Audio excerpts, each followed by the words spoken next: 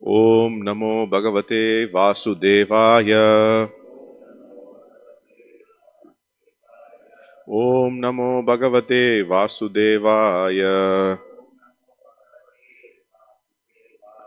Om Namo Bhagavate Vasudevaya. Reading from Srimad Bhagavatam, Canto 10, Chapter 13, chapter titled Brahma Stealing the Boys and the Calves. And today we are seeing text 47 and 48. So you can all repeat. Chaturbhuja Shankchakra Gada Rajiva Panayaha Kundalinaha Kirtinaha Kundalinaha Harinaha Vanamalinaha Srivatsangada Doratna Kambukankanapanayah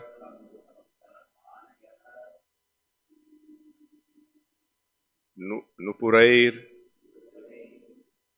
Katakair Bataha Kati Sutra Anguliyakair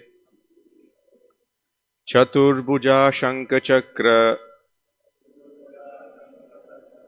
Gada Rajiva Panayah Kirtinaha Kundalino Harino Vanamalinaha Srivatsangadodaratna Kankanapanayah Nupureir Katakeir Bataha Kati Sutranguliyakair Chaturbhuja Shankchakra Gada Rajiva Panayah Kirtina Kundalino Harino Vanamalinaha Srivatsangadodaratna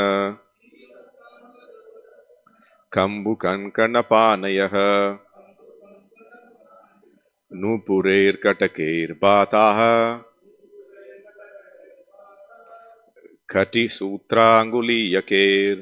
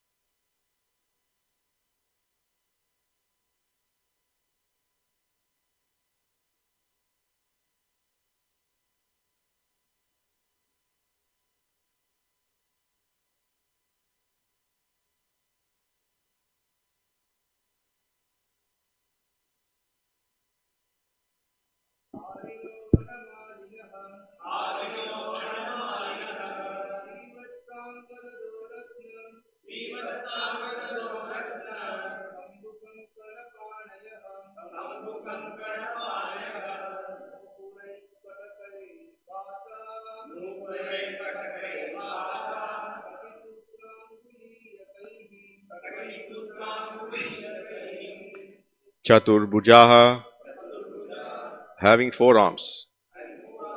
Shankchakra Gada Rajiva Panayah, holding conch shell,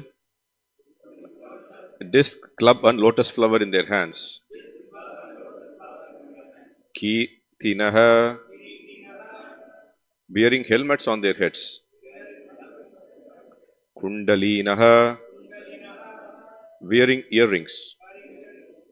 Harinaha, wearing pearl necklaces. Vanamalinaha, wearing garlands of forest flowers. Srivatsangadado, Ratnakambu Kanakair Panayaha, bearing the emblem of the goddess of fortune on their chests, armlets on their arms, the Kaustuba gem on their necks, which were marked with 3 lines like the conch shell, and bracelets on their hands. Nupuraihi, with the ornaments on the feet. Katakai, with bangles on their ankles. Bataha, appeared beautiful. Katisutranguli Yatair, with sacred bells around their waists and with rings on the fingers. Translation and purport by His Divine Grace A.C. Bhaktivedanta Swami Srila Prabhupada, founder Acharya of ISKCON. Translation. All those personalities had 4 arms, holding conch shell, disc, mace and lotus flower in their hands. They wore helmets on their heads, earring on their ears, and garland of forest flowers around their necks. On the upper portion of the right side of their chest was the emblem of the goddess of fortune. Furthermore, they wore armlets on their arms, the Kaustubha gem around their necks, which were marked with 3 lines like the conch shell, and bracelets on their wrists, with bangles on their ankles, ornaments on their feet, and sacred belt around their waist. They all appeared very beautiful. Purport. All the Vishnu forms had 4 arms, with conch shell and other articles, but these characteristics are also possessed by those who have attained Sarupya Mukti in Vaikuntha, and who consequently have forms exactly like the form of the Lord. However, these Vishnu forms appearing before Lord Brahma also possess the mark of Srivatsa and the Kaustubha gem, which are special characteristics possessed only by the Supreme Lord Himself. This proves that all these boys and calves were in fact directly expansions of Vishnu, the personality of Godhead, not merely His associates of Vaikuntha. Vishnu Himself is included within Krishna. All the opulences of Vishnu are already present in Krishna, and consequently, for Krishna to demonstrate so many Vishnu forms was actually not very astonishing. The Srivatsa mark is described by the Vaishnava Toshani as being the curl of a fine yellow hair on the upper portion of the right side of the Lord Vishnu's chest. This mark is not for ordinary devotees. It is a special mark of Vishnu or Krishna. Namo Vishnu Padaya Krishna Preshtaya Bhutale Srimate Bhakti Vikasa Swami Niti Namine. Namo Vishnu Padaya Krishna Preshtaya Bhutale Srimate Bhakti Vedanta Swami Niti Namine. Namaste Saraswati Devi Gauravani Pacharine Nirvisesha Shunyavadi Pashyata Deshatarine. Jai Sri Krishna Chaitanya Prabhu Nityananda Shri Advaita Gadadhara Shri Vasadi Gaura Bhakta Vrinda.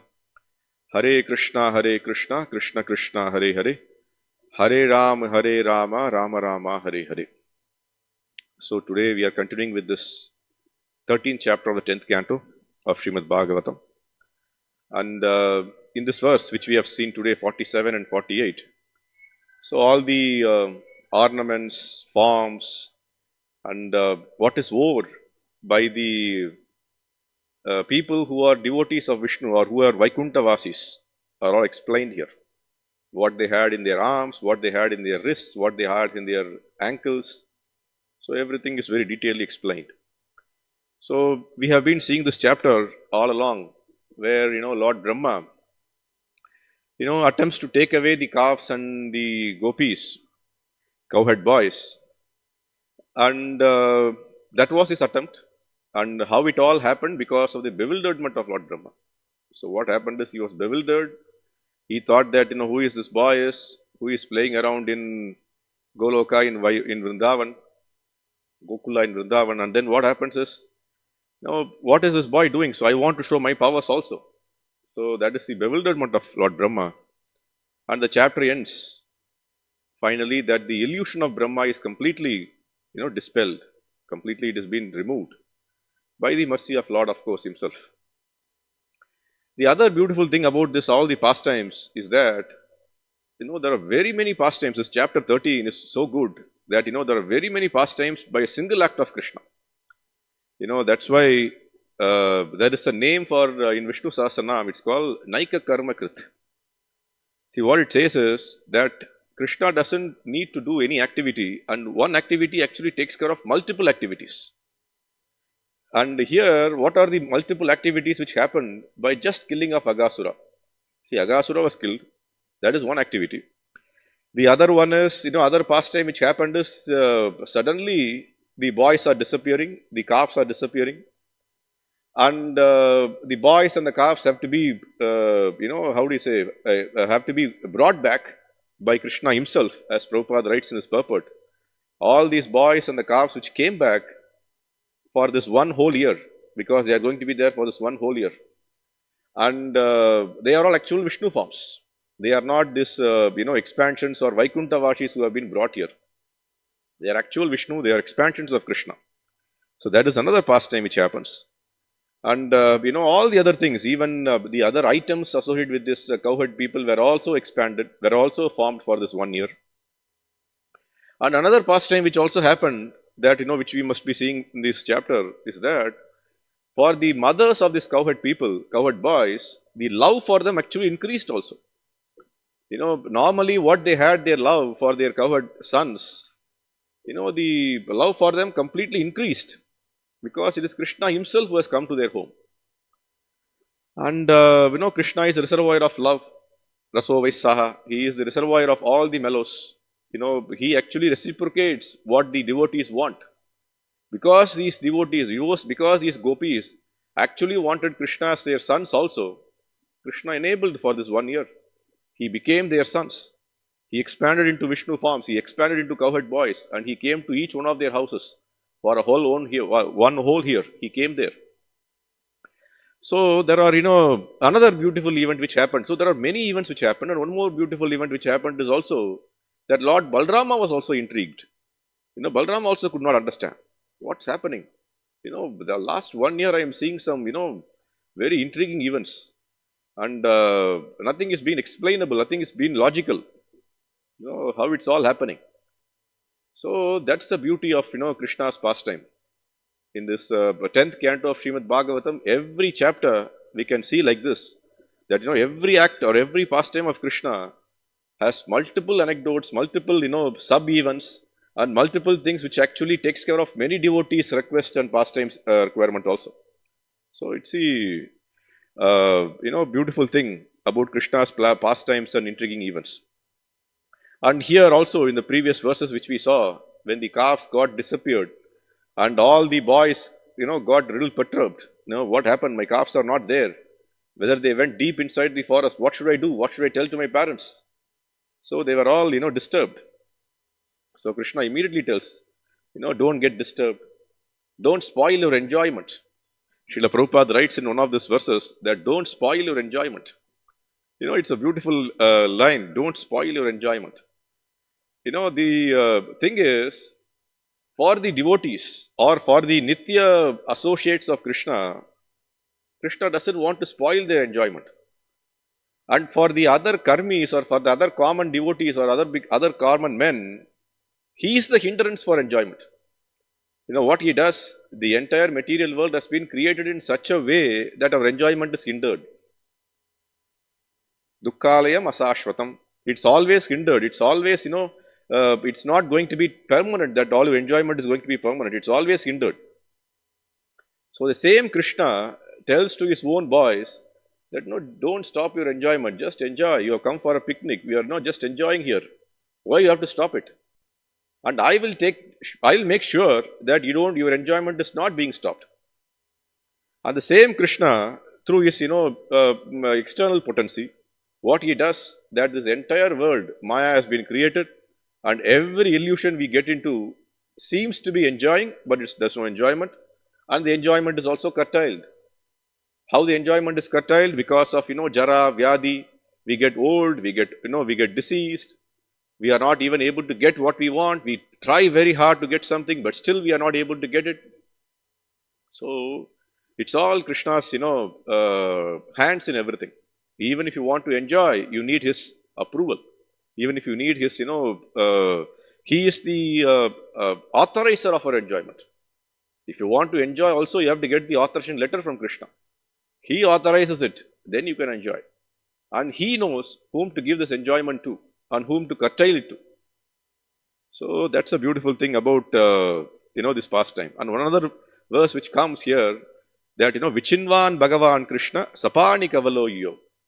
So what he does, after this, the calves have gone, and what he did, he immediately told them that, I will take care of your calves, don't worry. And Vichinvan Bhagavan Krishna, Vichinvan Bhagavan Krishna. So what he did, he immediately went out, Vichinvan, searching for them. And how he went out? Sapani Kavaloyo.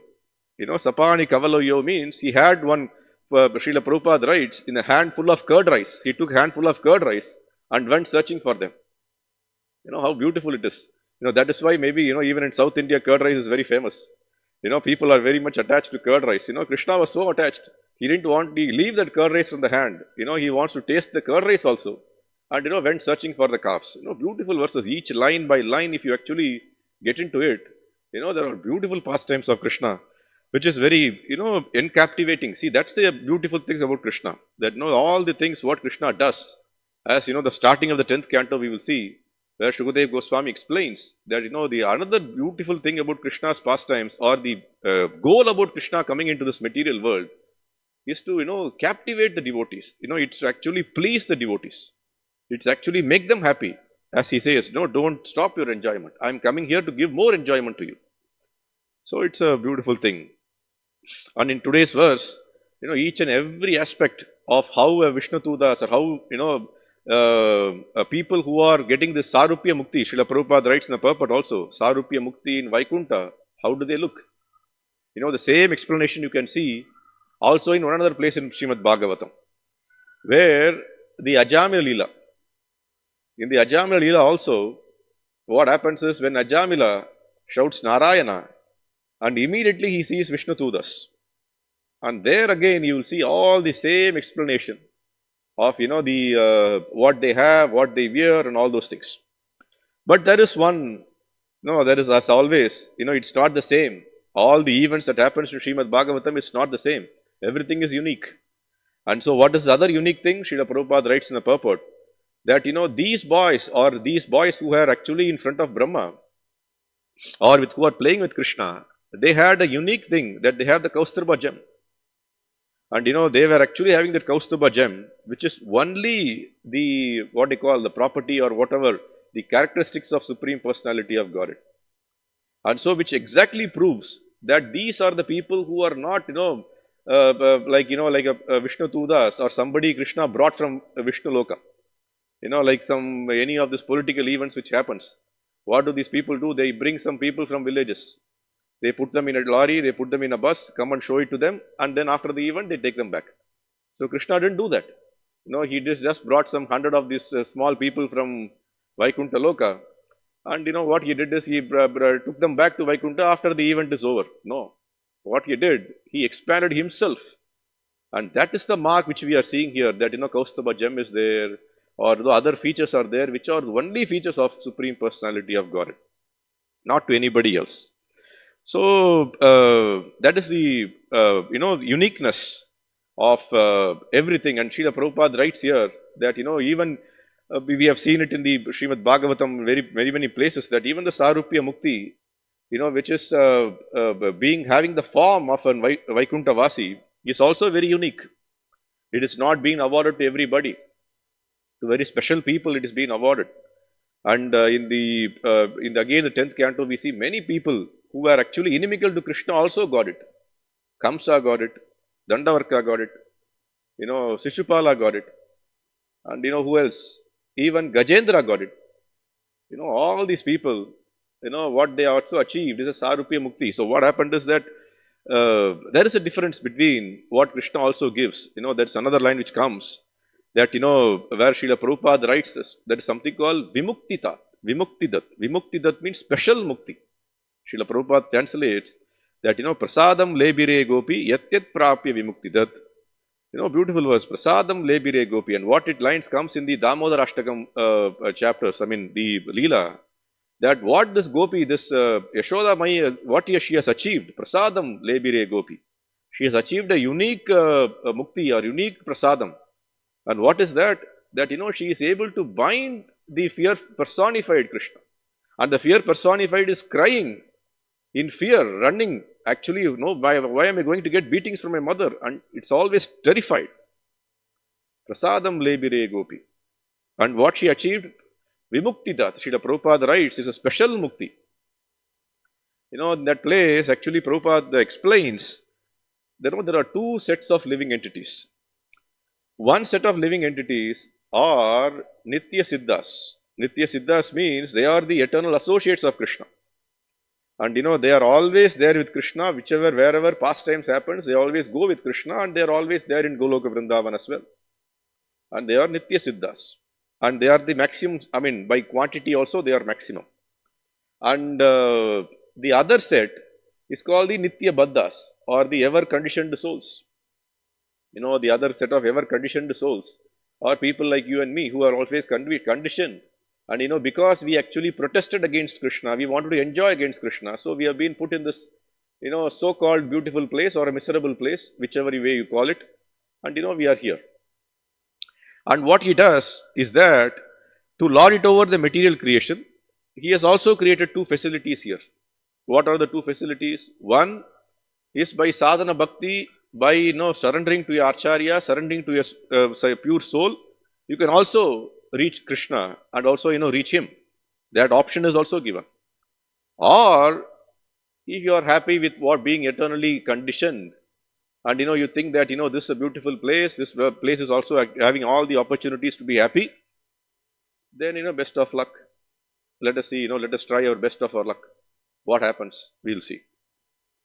So the thing is, we have to understand that to come out of this conditioned nature, the only way is to become Krishna conscious.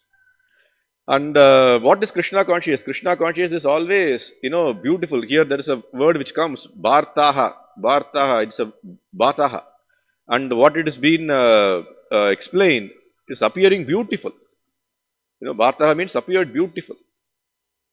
And that is the beautiful things about Krishna consciousness, that devotees are always beautiful. Why they are beautiful? Because they are not depressed. They are not in anxiety. But the ever conditioned soul is always depressed, always, don't know what to do. The thing is, in the, how to become beautiful. It's an art to become beautiful. There are only two ways to become beautiful in this world. One way is to take the option like what others do. There are millions and millions of beauty products. There are millions and millions of surgeries to do. A nose job, lip job, or an eye job, or teeth job. All these things they do. They want to make the nose perfect, they will do a surgery for you. They want to make an eyes perfect, they will make a surgery for you. There are so much of cosmetic surgeries which go around. So what you want, you want to look the way in which you want to look. Because you are conditioned, you think that, in this way, I will be able to express myself well. I will be able to look beautiful. I will be able to achieve what I want to achieve in this material world. So what do? Then we don't go and approach all these externalities. What do? Is all this, various kind of beauty products or beauty things we apply. We want to show that we are beautiful. Being beautiful is actually endowed by Krishna. Being beautiful is always endowed by Krishna. It is not that, even if you are having a deformed body, today many people think that I have got a deformed body. But still, let me try my level best to look beautiful.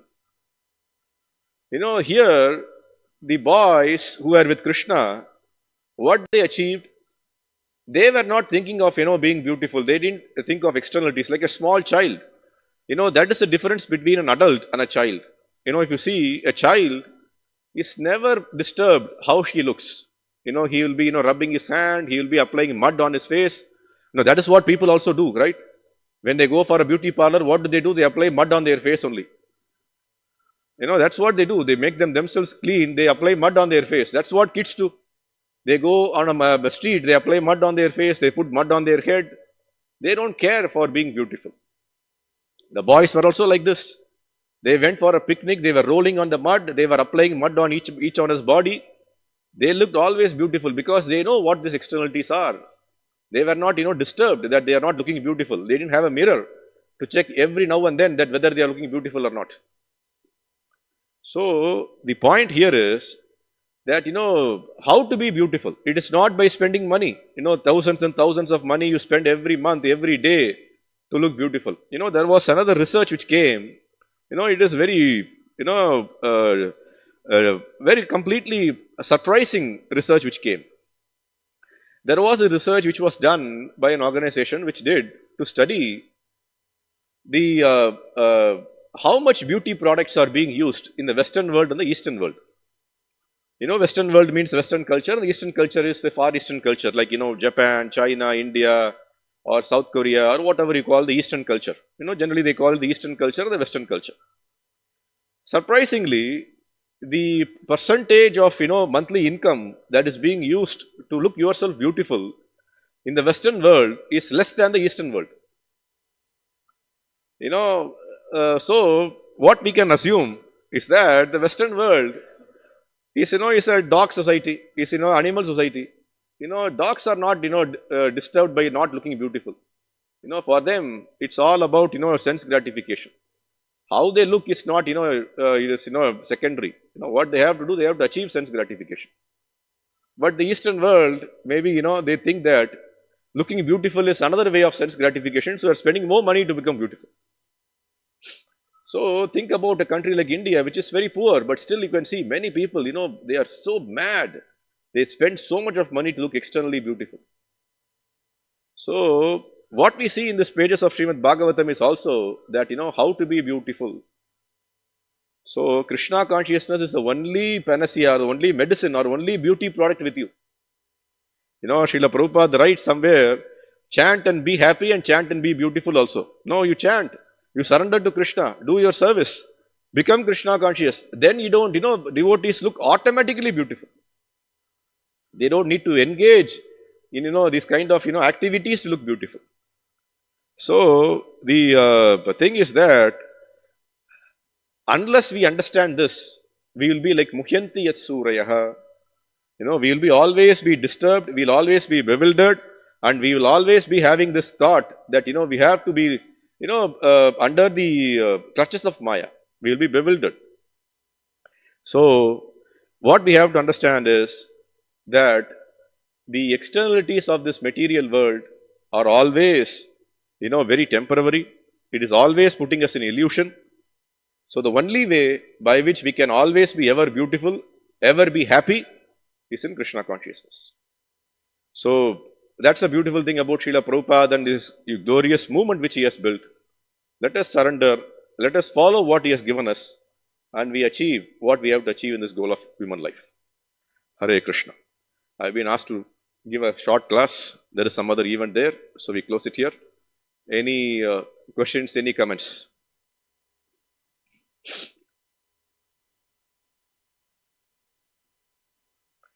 ग्रंथराज Shrimad Bhagavatam की जय, श्रील प्रभुपाद की जय.